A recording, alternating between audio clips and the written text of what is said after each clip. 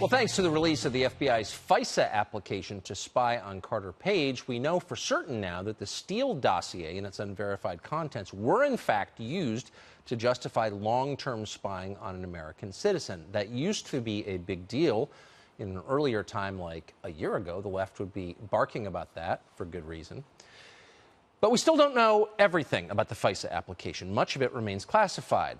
What could be in those pages, the redacted ones, and what might they reveal about the Obama administration spying on the Trump campaign? Tom Fitton is president of Judicial Watch, whose FOIA request is responsible for getting that FISA application released in the first place. He joins us tonight. Tom, first of all, thank you for what you've done with these FOIA requests. They're complicated and expensive, and I'm really glad that you filed that because it gives us a picture of what this spying was about. But it doesn't give us the full picture. What do you think has been redacted and why?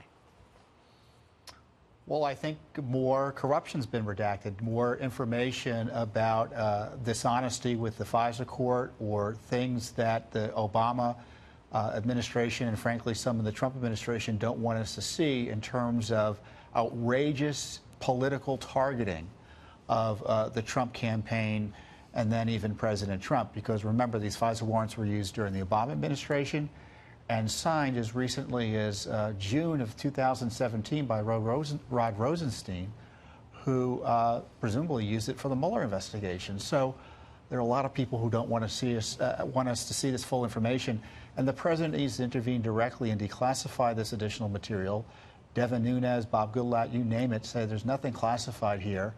They're just protecting their own.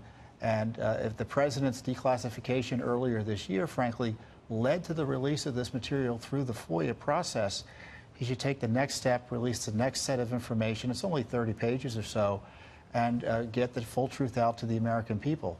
It's within his power to do. He overrode the deep state earlier this year, and we got this amazing material about the DNC Clinton dossier.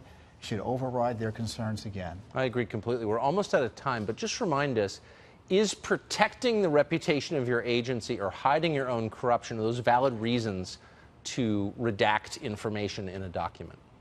No, frankly, it ought to require the disclosure.